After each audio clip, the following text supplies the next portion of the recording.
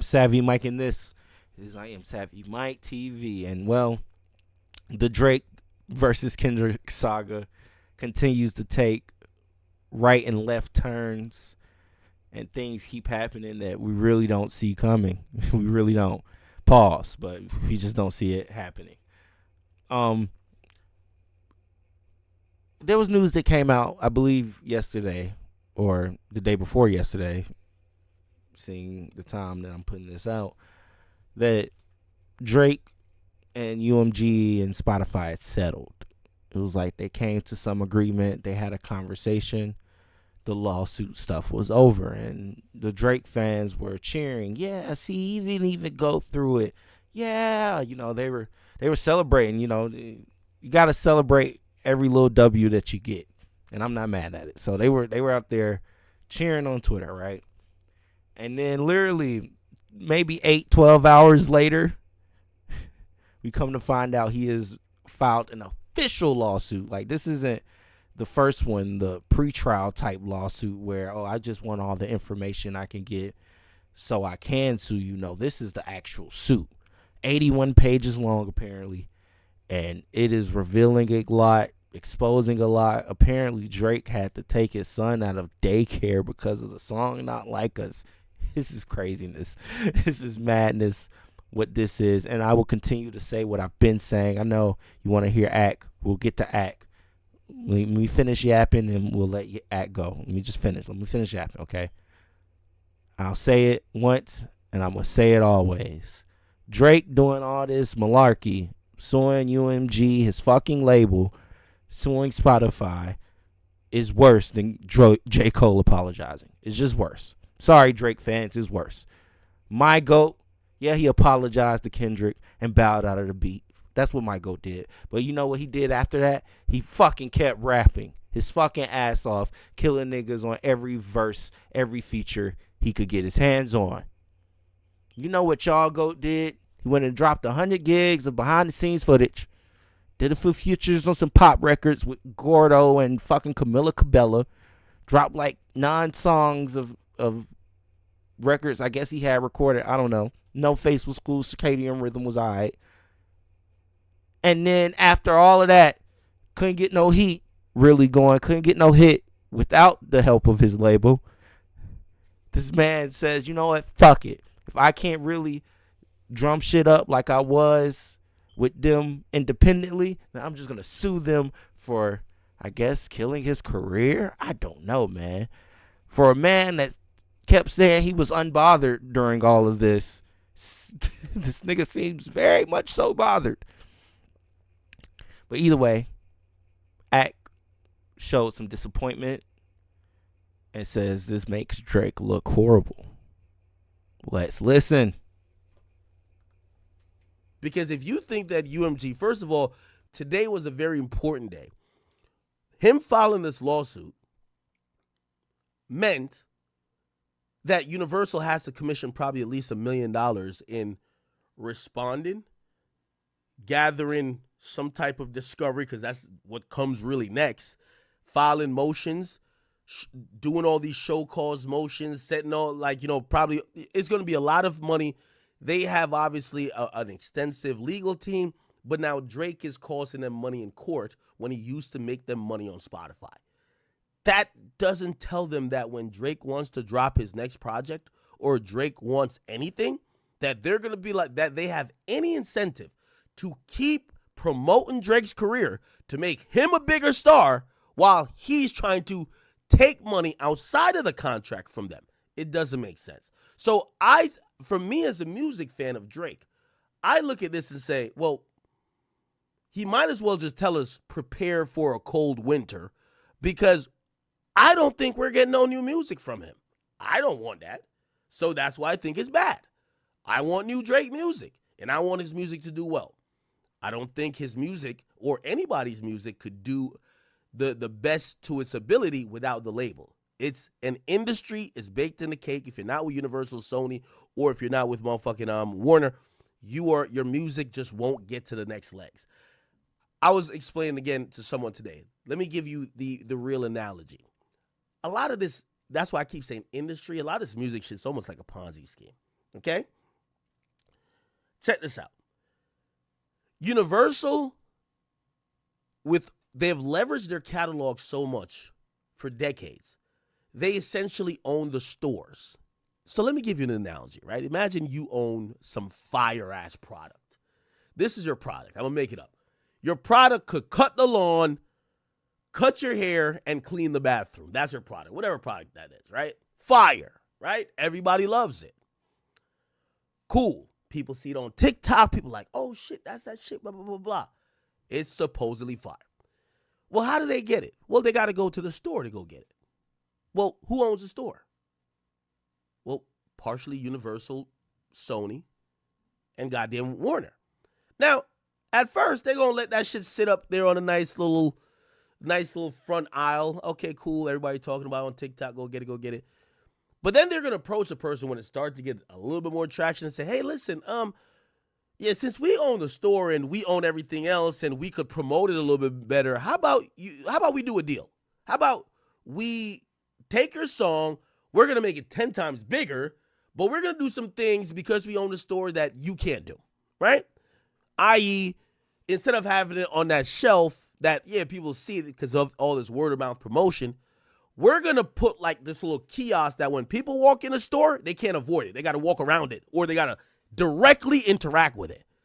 Even if it's a shitty product, they might be like, yo, we're going to just put a bundle with it.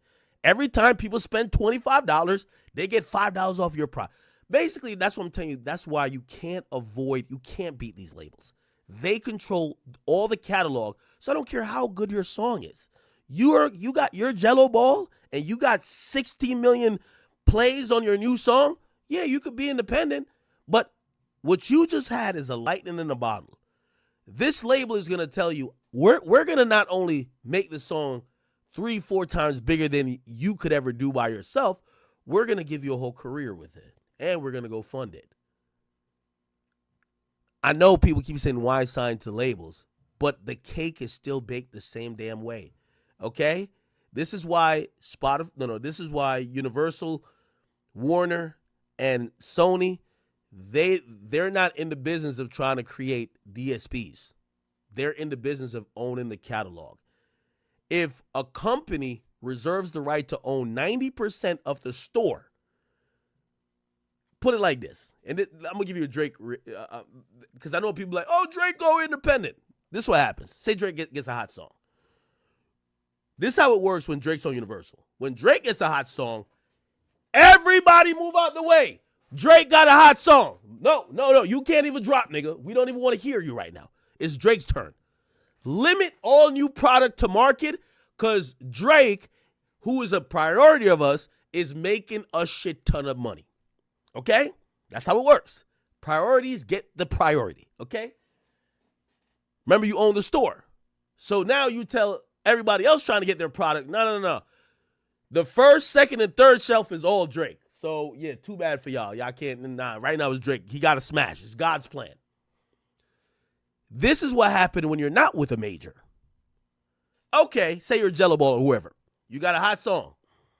Your shit does get on the first shelf, but they tried for a while to get you under the fold. Nah, come over here.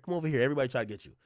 Once they realize that you're trying to be independent, all they do is flood their product and push your product just keeps getting pushed to the left. The entire music landscape is market share. These labels are powerful because of their catalog. And as much as Drake is an amazing streaming artist, the best streaming artist in streaming history, okay? The best streaming artist in streaming history, Universal, Sony, and Warner, they create talent. They have been in the business of creating talent. And when they now own the catalog, they leverage. This is why some of the things that Drake alleges is going to be a little bit bizarre. And I'm going to give an analytical perspective to it because that's what a label does. Hey, labels will do this. I'll give it on a media perspective. Yo, I give it okay. This actually happened at when I was at what do you call it? Complex. Okay, Rock Nation leverages, I don't know, they'll leverage a big artist. I forgot what the big artist at the time was. But Oh, actually, I could do it even with Capital. Capital used to leverage the Migos, who was hot as fish grease at the time, and say, if y'all want this Migos interview, you got to go interview that person, that person, that person, that person, that person, that person. That's leverage. That's how the game goes, right? So these labels are all about leveraging, right? So this is why when, Drake is going to allege certain things like, the company has leveraged its position to get this other song popular. I'm like, well, that's what a label does. Like, labels, that's their whole game. This is why independent artists have a really hard time competing with major labels, because a major label will leverage their biggest artists for their smallest. Like, I'll even give you another example. Hopefully you guys are keeping up with me. We're going to get to the lawsuit. And by the way, I hope you understand. I'm trying to give you like a really layman's term explanation before we get into the weeds. When I was signed to Spotify, right? Again, I'm using different entities and different businesses and different business models to tell you when you're in an industry, this is how it goes. It was reported on The Verge. There's a Verge website article about this. I want to pull it up. I just want to give you the anecdote. It basically said that Spotify would leverage Joe Rogan to get everybody else ads at a higher rate. They would say, hey, if you want to buy ads at, I don't know, maybe $1 million for like 3 ad reads from Joe Rogan, you got to spend at least $500,000 on these other shows that are our priorities too. What does that mean? That one big artist was getting other people money and subsidizing the rest of the people, right? So Joe Rogan was helping subsidize the rest of the business. Now, again, what I'm trying to tell you is that when you're whether it's Spotify or podcasts to a certain extent, I wouldn't say they're nearly like labels, but when you're like labels, you get to damn near almost create the next thing. You get to limit also people who are independent who don't play the game. That's very, very important. It's always happened. This is not new. It's happened before Drake, and it's going to happen after Drake. So there's a few instances in the lawsuit that Drake is like shocked. It appears that he's like, whoa, why are you doing that? It's like, well, what did you think a label was? This is what a label does. So for the people who do think that Drake could go independent and get half of the results, you're wrong. Second of all, there are some things we're going to find out. Well, before I get to second of all, I give a slight critique. You know, I hate this lawsuit. The lawsuit uses public information rather than Drake's private information that he has with his label. Yes, we understand that DJ Akademiks interviewed some guy who botted some streams for Kendrick. That's cited in the lawsuit. Funk Flex talked about payola that happens on radio. That's cited in the lawsuit. But what would have been more important is information that we probably wouldn't have known, which they omit like completely. I don't know if it's there, but they omit it. First of all, if the offending party is a label you're signed to or your priority, it shows nothing about Drake having any communication with his label saying, yo, you're promoting a song that's calling me a pedophile. It doesn't say anything, at least from what I read. I'm going to read it again in front of y'all, but yeah, I would like to see that. So when did you ever tell UMG, yo, you're promoting a song that's calling me a pedophile, could you stop? Did you send them a cease and desist? That's normal. If we're going to file lawsuits, that's normal. Did you communicate with them that this is hurtful? Did you communicate with them after your house got shot at and you had to move your son out of your school, of his school? I think that was what he says. We're going to get to it. Did you communicate with that label to say, hey, did you communicate with them in Spotify to say, hey, you have my house as a cover art to this song and my house just got shot at? Stop. Because if none of those things or communications happen, it seems a lot like it's happening in post when really nothing could be done. I guess you could get money, but it then would lead the like-minded people who I see are a lot on Twitter who are saying, no, this lawsuit's only filed because you lost. You get what I'm saying? Like, I wanted to see that, where Drake maybe was telling them, hey, listen, hey, if you put out the song, Or if you keep marketing it this way, you're putting my life in danger. You're doing this. You're doing that. The lawsuit omits all of that. It doesn't show Drake talking to his label at all. Like, what the hell? Like, bro, you've made these guys billions of dollars. You've made $1 billion. How come you never tell them? Right? And I don't think that's a good thing. Anyway, we're going to go through it all. First and foremost, again, the academy.blog, if you want to see all of these things. Honestly, I just think that's because Drake would rather keep all of that private, because if he did have to expose what his label has been doing for him, then it would just make the whole lawsuit look stupid, because it's like, oh, so all the things that you're mad at them for doing for this man, they were doing for you. Interesting. And I'm sure that's all UMG's about to do, which, is just going to expose themselves. So, I don't know. I think they're just going to make Drake have to prove all of this. Like, really prove that we botted that. Where are your actual receipts? Not just some person that showed up on a stream and said, oh, I did this for Kendrick Lamar's team. Nah. Either that, or find that nigga and bring him in. Let him show us what he did. And then we can go from there. So hopefully this doesn't make Drake look even more stupid than he already does. But he's going through with this, and well, I guess we're just gonna have to watch and see. Ak is over there in shambles right now. He's like, what the hell is this? Like, if you're gonna sue, then sue, nigga. Don't half-ass sue, because that's basically what he did. Don't sit here and just take all the shit that you've been seeing on the internet and go, this is the reason that not only UMG is using bots to make a song bigger than it is, but they're using these bots to defame my character. Sometimes you just gotta learn how to take accountability for the mistakes you made. And if you're not continuing to make those mistakes, then just move on. Like, we could have been over this, Drake. You do know that, right? You do know that. We could have been past this. We could have got past this by, November. But you keep doing shit to bring this shit back to the forefront. Bring all this back to the light. And in turn, is not making whatever you say make you look better. It's making you look worse, bro. Just fuck it. It is what it is. Go be Drake. Whatever that might be. Like, just go do that at the end of the day. And if you're not a PDF file, if you're not any of those things, then time will tell. And let time tell. And if you know in your heart that that's not who you are, then time will tell that that's not who you are. All this bullshit that you're doing, it just looks weak.